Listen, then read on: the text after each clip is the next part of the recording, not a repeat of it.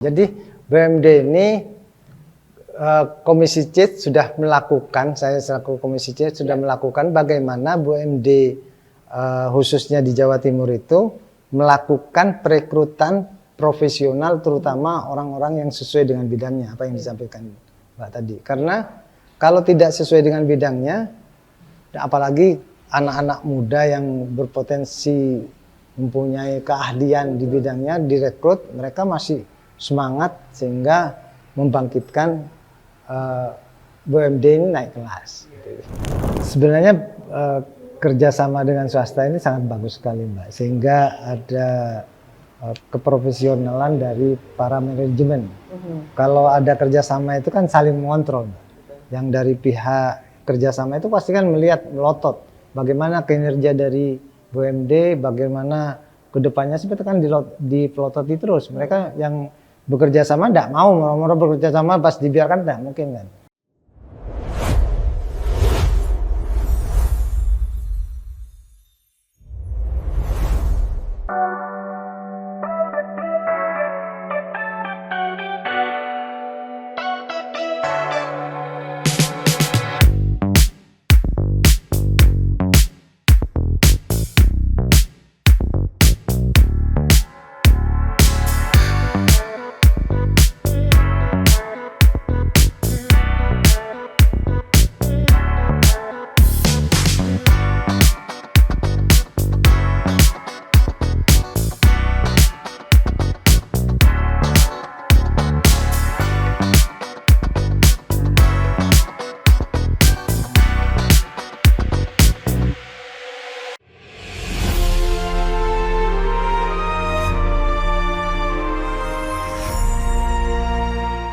Assalamualaikum warahmatullahi wabarakatuh. Salam sejahtera untuk kita semua. Om Swastiastu, Namo Buddhaya, dan salam kebajikan. Tribuners, kembali lagi bersama saya Cindy dalam podcast DPRD Jawa Timur, Ngobrol Bareng Dewan. Nah, Tribuners, topik kita hari ini cukup krusial, yakni berkaitan langsung dengan dompet daerah kita. Nah, kita tuh sering mendengar istilah yang namanya BUMD atau Badan Usaha Milik Daerah. Harapannya BUMD menjadi mesin uang yang tangguh untuk mendongkrak pendapatan asli daerah atau PAD kita. Tapi pertanyaannya, apakah semua BUMD kita sudah sehat? Atau justru ada yang masih jalan di tempat ataupun sekedar bertahan hidup? Nah, kita ingin melihat bagaimana transformasi dari BUMD ini agar tidak hanya menjadi pelengkap, tapi benar-benar bisa naik kelas dan juga kompetitif di pasar global maupun domestik. Untuk mengupas tuntas tentang hal ini, Tribuners, saat ini telah hadir sosok yang sangat memahami seluk-beluk keuangan dan juga pengawasan aset daerah. Beliau adalah Wakil Ketua Komisi C DPRD Jawa Timur, Kang Mahdi. Selamat siang, Kang Mahdi. Selamat siang. Sehat, Kang Mahdi? Sehat, alhamdulillah. Alhamdulillah. Baik, Kang Mahdi, ini kita langsung saja Kang Mahdi ini sebagai pimpinan ya di Komisi Pimpinan C. Komisi C. Ya, yang membidangi keuangan. Keuangan. Bagaimana Kang Mahdi melihat rapor kinerja BUMD Jatim saat ini? Apakah kontribusinya ke PAD sudah sesuai dengan potensi yang kita miliki? Jadi terkait BUMD Jawa Timur ini masih ada beberapa yang tidak signifikan, Mbak. Tapi juga ada yang sudah signifikan seperti halnya Bank Jatim. Tapi di BUMD lain masih ada yang mengalami beberapa kendala, bahkan masih tidak menghasilkan. Jadi ini menjadi kendala khusus bagi pengelola BUMD itu sendiri. Makanya di DPRD Jatim sekarang ada pansus terkait dengan BUMD itu, Mbak. Untuk mencari kira-kira apa celah atau kendala ataupun apa penyebab dari terjadinya BUMD ini tidak menghasilkan seperti itu. Oke, kalau yang dari Kang Mahdi ditemukan selama ini berarti hambatannya itu apa, Kang? Mostly. Jadi BUMD ini rata-rata terkait dengan pengelolaannya, Mbak.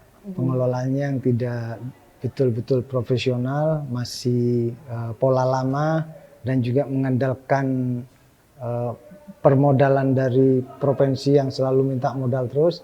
Jadi terutama berkaitan dengan pengelolaan. Dengan pengelolaan ini misalkan terkait dengan para pekerjanya yang kurang profesional dan juga misalkan masih melakukan hal-hal yang tidak baik seperti halnya merekrut yang tidak betul-betul profesional seperti itu. Jadi masih ada kong kali kong seperti itu bahasanya. Oke. Berarti itu menjadi salah satu hambatan besar yang dihadapi saat ini ya, Kang? Iya betul. Yang menjadi hambatan besarnya yaitu terkait dengan pengelolaan manajemennya lah. Manajemen yang kurang profesional. Kita tahu bahwa di BUMD ini ada 8, Mbak. Dari 8 itu Bank Jatim, BPR Jatim, Petrogas Jatim, dan PWU. Yang lain-lainnya masih belum ada yang memberikan kontribusi yang sangat signifikan. Kecuali yang saya sebutkan ini sudah memberikan. Tapi masih tidak sesuai dengan yang diharapkan. Seperti itu. I see. Tadi Kang Madi sudah sempat menyinggungnya tentang manajemen. Nah, kalau menurut Kang Madi sendiri, sebenarnya seberapa besar pengaruh dari manajemen yang ada di BUMD kita saat ini, Kang? Karena masih menggunakan pola-pola lama masih, Mbak. Pola lama itu misalkan yang penting bekerja karena sudah ada modal dari pemerintah, kan rata-rata kan permodalannya BUMD ini dari pemerintah yang signifikan. Misalkan Bank Jatim itu hampir 50% lebih dari pemerintah Provinsi Jawa Timur. Jadi masih menggunakan pola lama yang penting bekerja, mungkin seperti itu. Yang penting ada, yang penting di pemerintah dianggapnya punya BUMD, jadi pengelola BUMD enjoy saja, mungkin seperti itu. Padahal seharusnya tidak seperti itu. Padahal seharusnya tidak seperti itu. Baik. Kemudian ini kita ke tema kita kali ini yaitu naik kelas ini, Kang Mahdi. Nah, kalau dari Kang Mahdi sendiri, indikator konkret yang membuktikan bahwa ini BUMD yang sudah naik kelas menurut Kang Mahdi itu yang seperti apa? Sudah menggunakan pola-pola tidak lama lagi, tidak pola yang dulu itu sudah ditinggalkan. Misalkan perekrutan dari pegawainya tidak nepotisme ya, atau kekeluargaan gitu ya. Atau langsung itu biasanya ada titipan-titipan juga. Jadi sehingga ordal. Jadi itu biasanya, makanya ke depan betul-betul profesional, karyawan yang direkrut betul-betul melalui rekrutmen yang betul-betul selektif dan sesuai dengan bidangnya. Seperti itu. Yang penting itu sesuai bidangnya kadang-kadang. Kadang-kadang kalau yang saya sampaikan tadi karena pengaruh orang dalam, meskipun tidak sesuai bidangnya, kadang-kadang dimasuk-masukkan, dicocok-cocokkan sehingga menjadi kendala khusus seperti itu. Tiba-tiba ada jabatan baru gitu yang ada di sana gitu.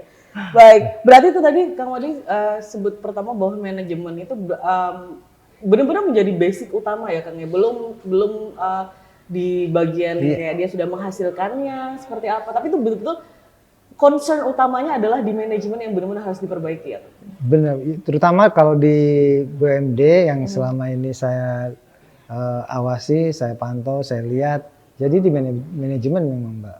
Manajemen jadi kurang giatnya juga dari para pekerjanya atau para manajemennya itu. Kita tahu seperti halnya di Kasa. Kasa ini sekarang kan lagi mengalami kerugian. Padahal kalau kita bisa bekerja sama dengan rumah sakit yang ada di provinsi itu kan sangat menarik sekali, Mbak. Kasa ini kan menyediakan alat-alat kesehatan. Alat-alat kesehatan pasti dibutuhkan rumah sakit. Padahal rumah sakit untuk Jawa Timur itu kan banyak sekali, Mbak. Kalau kerjasama dan betul-betul profesional dan betul-betul sesuai dengan spek yang diinginkan oleh rumah sakit, saya kira kerjasama lanjut tidak akan mengalami seperti ini. Karena sekarang kan rumah sakit di Jawa Timur sendiri tidak mengambil di Kasa, Mbak. Itu kan pukulan telak juga sebenarnya. Itu seperti itu. Jadi kerjasama manajemen itu melakukan komunikasi dengan lainnya sehingga bagus dalam pengelolaannya. Kan seperti itu. Karena demand-nya sudah jelas banyak sekali ya. Demand-nya itu kan usaha punya pemerintah, tapi demand-nya kan sudah ada juga. Tinggal komunikasi, tinggal kerjasama, tinggal melakukan hal-hal yang sesuai dengan spek yang diinginkan dan komunikasinya juga bagus seperti itu. Kalau menurut Kang Madi tadi dari contoh yang kasih tadi, kenapa itu tidak terjadi, Kang? Kan manajemennya, pasti Kembali ke manajemen. Dan kadang-kadang juga manajemen ini mengelola BUMD ini merasa bahwa kurang modal, kurang bahan-bahan alat-alatnya yang sudah lama seperti itu. Padahal kalau bisa dilakukan, bisa di manajemen benar, saya kira tidak seperti itu. Dimaksimalkan benar, dimaksimalkan. Kalau dulu bisa jalan dan sudah menghasilkan, pasti kan perkembangannya harus diikuti terus, Mbak. Ini kan mereka bagus dalam kerjaan awal, tapi tidak mengikuti perkembangan. Ya, cuman yang penting bekerja yang penting bekerja ya. Baik. Yang juga menjadi kendala juga kadang-kadang BUMD ini menjadi pelarian para pejabat yang sudah pensiun, pejabat yang sudah selesai masa tugasnya, sehingga ini juga menjadi kendala juga. Makanya ke depan itu betul-betul terutama perekrutan itu melakukan yang betul-betul profesional sehingga menghasilkan para pekerja atau yang mengelola BUMD itu betul-betul juga sesuai dengan bidangnya. Disesuaikan dengan kemampuannya SDM-nya masing-masing gitu ya. Iya. Baik, Kang Madi, ini dari berbagai sektor yang ada ini ada banyak sekali kan, Kang, seperti energi, perbankan, kemudian pariwisata juga ada. Menurut Kang Madi, yang paling berpotensi besar untuk menciptakan ledakan dalam hal positif ya, untuk pendapatan daerah ke depannya itu di bidang apa, Kang? Kalau BUMD Jawa Timur ini masih di perbankan, di jasa masih Mbak, jasa, dan juga masih belum mengarah kepada pariwisata yang sampaikan. Jadi Jawa Timur ini tidak ada BUMD yang menangani pariwisata. Belum ada. Kalau sekarang yang paling signifikan, yang paling bagus di perbankan masih Mbak. Seperti Bank Jatim, BPR Jatim, di Jamkrida juga. Itu Jamkrida itu kan masih pengelolaan keuangan. Jadi BUMD yang membidangi pengelolaan keuangan itu masih bisa memberikan pendapatan ke Provinsi Jawa Timur lumayan masih lumayan. Berarti di nomor 1 di perbankan. Di perbankan. Kalau yang kedua di energi, Petrogas Jatim itu setelah Bank Jatim yang memberikan kontribusi yang bagus saya katakan yang lumayan, itu di Petrogas, setelah itu BPR Jatim. Jadi urut-urutannya Bank Jatim, setelah Bank Jatim Petrogas Jatim, setelah itu baru BPR Jatim, Bank BPR Jatim. Di pariwisata memang belum ada, Kak? Belum ada. Jadi BUMD pengelola pariwisata belum punya. Sebenarnya bagus sekali, seperti halnya di Jakarta itu kan ada BUMD yang sudah mengelola pariwisata seperti Ancol itu. Itu kan BUMD. Itu Ancol. Iya, Ancol kan BUMD. Jadi di Jakarta itu sudah punya BUMD. BUMD yang menangani pariwisata. Kalau kita masih belum. Makanya kita dorong bagaimana ke depan ada BUMD yang menangani pariwisata. Kita tahu di Jawa Timur terkait pariwisata kan sangat menarik sekali, Mbak. Nggak kalah. Sering saya mencontohkan di Probolinggo itu ada namanya Pelabuhan Ikan Mayangan. Itu masyarakat Probolinggo itu dianggap tempat wisata di sana. Padahal itu pelabuhan. Saking menariknya. Apalagi dikelola akan menjadi daya tarik tersendiri, Mbak. Seperti itu. Baik, semoga kedepannya semoga kedepannya sih kalau bisa. Secepatnya. Dan juga kita belum punya BUMD yang menangani berkaitan dengan pangan, Mbak. Pangan, yang khusus menangani pangan belum kita masih. Jadi 2 yang kita belum itu terkait dengan BUMD yang terkait pariwisata dan BUMD terkait pangan, yang khusus menangani pangan belum ada kita punya. Makanya kan apalagi sekarang terkait pangan ini menjadi skala prioritas Betul. pemerintah pusat dan juga pemerintah provinsi. Apalagi kalau punya BUMD seperti itu, eh, distribusinya ataupun penjualannya akan bisa ikut andil juga, dan juga BUMD bisa kontrol terkait dengan harga-harganya juga kan seperti itu, karena berkaitan dengan pemerintah. BUMD juga dibangunkan untuk meningkatkan perekonomian masyarakat, meningkatkan perekonomian pemerintah khususnya yang membangun misalkan provinsi seperti itu.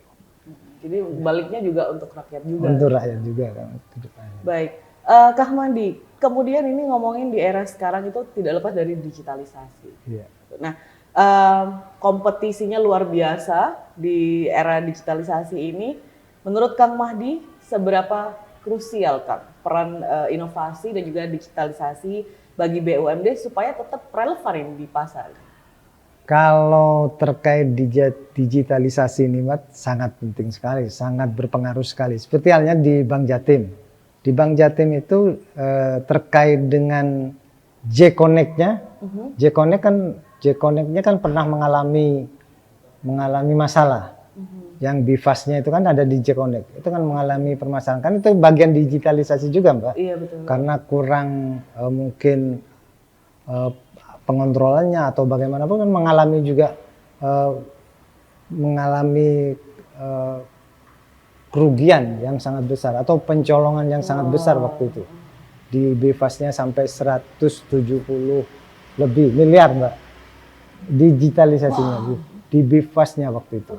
Jadi makanya yang jenengan sampaikan terkait dengan digitalisasi ini juga dilihat sama masyarakat. Misalkan BUMD kata Bank Jatim ini mempunyai digitalisasinya bagus apa enggak, kalah dengan perbankan. Tapi kalau di Bank Jatim juga perlu diapresiasi juga terkait dengan KRIS-nya, KRIS itu sangat bagus sekali Bank Jatim itu. Dari bank-bank yang lain, Bank Jatim itu sangat bagus karena setiap melakukan transaksi update setiap saat itu, Mbak. Langsung. Jadi langsung. Jadi bisa langsung masuk kepada yang punya KRIS Bank Jatim seperti itu. Itu mempermudah juga menjadi salah satu agar para UMKM mungkin yang banyak memakai jadi, itu tertariknya untuk ke Bank Jatim untuk membuka. Iya, makanya kalau kita selalu memberikan sosialisasi, saya selaku anggota DPRD, Komisi C juga sebagai mitra, dan kita tahu Bank Jatim bagian dari pemerintah Provinsi Jawa Timur. Pemerintah Provinsi Jawa Timur di dalamnya juga ada DPR. Ya. Saya sering sosialisasi juga, Mbak. Sosialisasi kepada masyarakat bahwa terkait dengan Bank Jatim ini mempunyai andalan yaitu KRIS itu.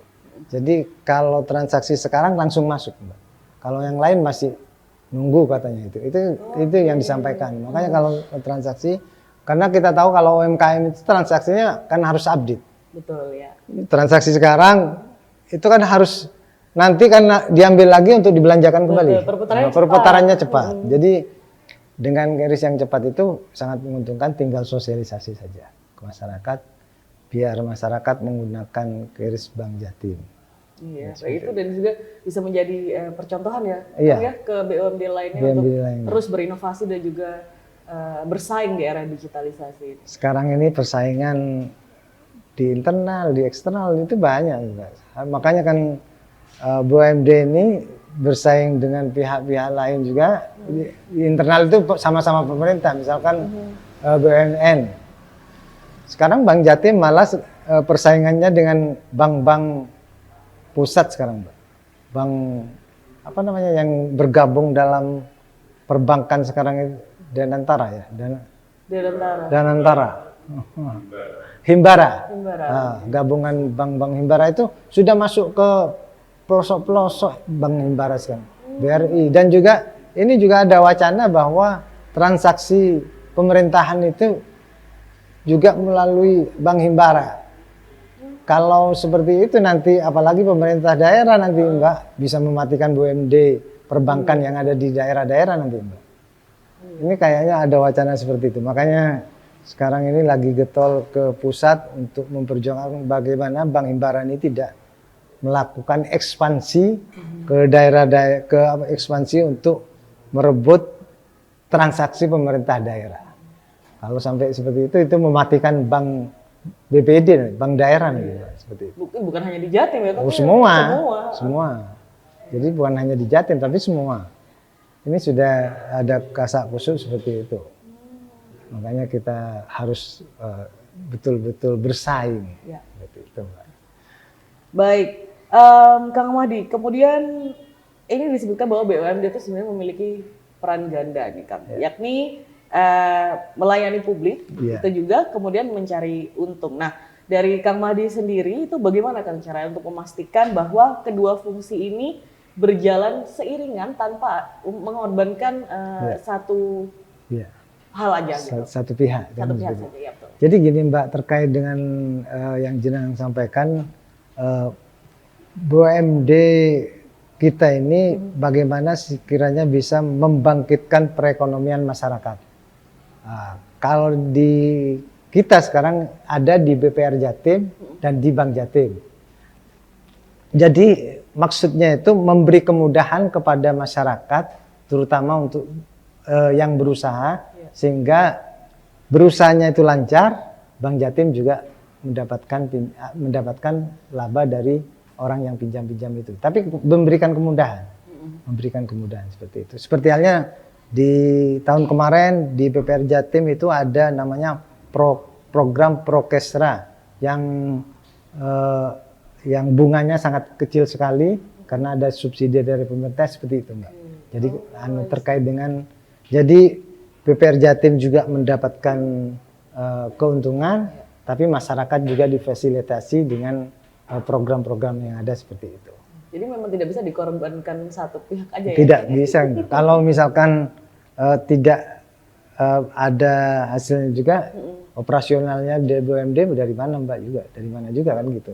Jadi sama-sama jalan. Masyarakat tetap jalan untuk melakukan usahanya.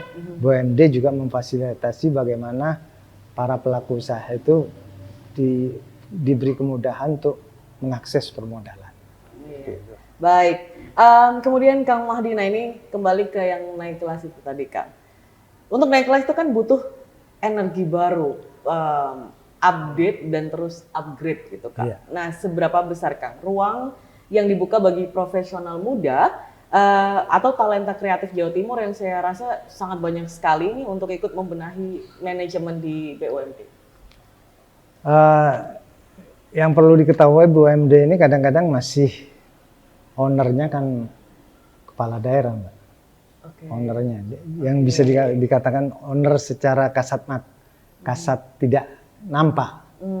Kadang-kadang kan BUMD itu kan kepala daerah yang bisa mengendalikan. Jadi BUMD ini Komisi C sudah melakukan, saya selaku Komisi C sudah melakukan bagaimana BUMD khususnya di Jawa Timur itu melakukan perekrutan profesional, terutama orang-orang yang sesuai dengan bidangnya, apa yang disampaikan Mbak tadi. Karena kalau tidak sesuai dengan bidangnya, apalagi anak-anak muda yang berpotensi mempunyai keahlian di bidangnya direkrut, mereka masih semangat sehingga membangkitkan BUMD ini naik kelas. Itu soalnya segar gitu kan mereka punya pikirannya. Baik, kemudian Kang Mahdi, terkait BUMD tadi Kang Mahdi sebut ada beberapa yang tidak begitu perform. Ya, nah, untuk BUMD yang saat ini terus merugi, dari Kang Mahdi sendiri, adakah opsi untuk restrukturisasi atau bahkan merger ini kalau Komisi C melihatnya? Ini terkait dengan BUMD sekarang ini lagi ada pansus, Mbak. Jadi alokasi pansus masih dibahas di pansus. Insya Allah dalam waktu dekat akan ada rekomendasi pansus kira-kira apa dan bagaimana terkait dengan BUMD yang ada di Jawa Timur. Misalkan yang pansus ini merekomendasikan, saya kaitkan dulu Mbak, ke kinerja DPR yang melalui pansus ini. Misalkan pansus DPRD ini merekomendasikan bahwa yang tidak menghasilkan dan merugikan untuk ditutup, ya kita akan bergerak cepat untuk bagaimana selaku mitra mitra kita, BUMD kan mitra Komisi C, Ya. melakukan evaluasi, kita tutup atau dilanjutkan tergantung rekomendasi dari Pansus nanti Mbak juga. Jadi nanti biar Pansus lagi mendalami sekarang. Saat ini. Ya. Tapi kalau memang bisa harusnya diselamatkan dengan cara evaluasi dan perbaikan itu harus diselamatkan. Kalau kita melihat hitung-hitungannya juga Mbak, kalau masih bisa diselamatkan. Kalau memang dengan lebih banyak meruginya nanti atau lebih banyak mudaratnya, tidak baiknya, mungkin dilakukan penutupan atau merger dengan BUMD yang lain seperti opsi untuk merger itu terbuka. Bisa saja lebih baik, gitu iya lebih baik. Jadi tidak menutup tapi merger sehingga para karyawan itu bisa digabungkan ke BUMD yang lain seperti itu. Iya. Baik, kemudian Kang Mahdi ini tentang penyertaan modal ini. Tadi Kang Mahdi sebutkan bahwa BUMD meminta penyertaan modal kembali dari APBD. Nah, dari Komisi C itu bagaimana Kang memastikan bahwa modal tersebut benar-benar dipakai untuk ekspansi bisnis dan juga bukan sekedar untuk menutup biaya operasional? Jadi sebelum BUMD ini melakukan untuk pengajuan penyertaan modal pasti ada pendalaman dulu Mbak. Pendalaman dulu, rapat kerja dengan BUMD yang ngajukan kira-kira apa dampak dan bagaimana kedepannya terkait dengan BUMD ini mengajukan penyertaan modal. Seperti halnya kemarin di BPR Jatim, itu kan lagi mengajukan perda Mbak. Kalau terkait dengan uangnya itu kan tergantung kemampuan daerah. Jadi kita memberi ruang untuk pemerintah Provinsi Jawa Timur menyertakan modalnya, tapi kita melalui pembahasan perda dulu. Nah, perda baru kalau setujui nanti ada cantolan hukumnya untuk menyertakan.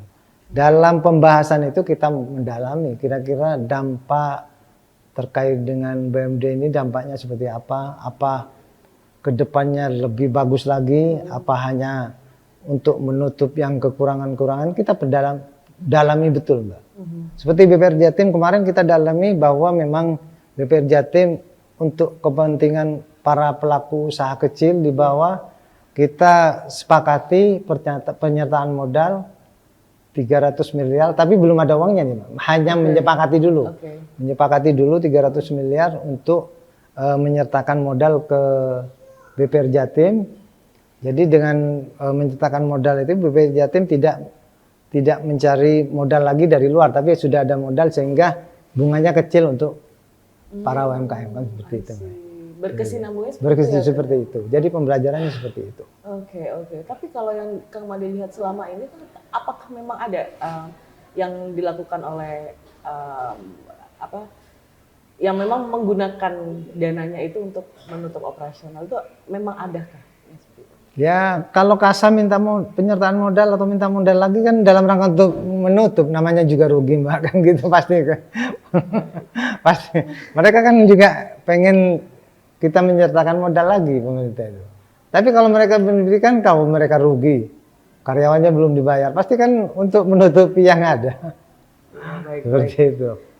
Baik, Kang Mahdi, kemudian ini tentang kolaborasi BUMD lagi Kang, dan ini dengan pihak swasta nih Kang. Nah, dari Kang Mahdi sendiri nih, seberapa besar peluang itu Kang terjadi untuk mempercepat peningkatan kinerja dan pendapatan? Sebenarnya kerjasama dengan swasta ini sangat bagus sekali Mbak, sehingga ada keprofesionalan dari para manajemen. Kalau ada kerjasama itu kan saling mengontrol.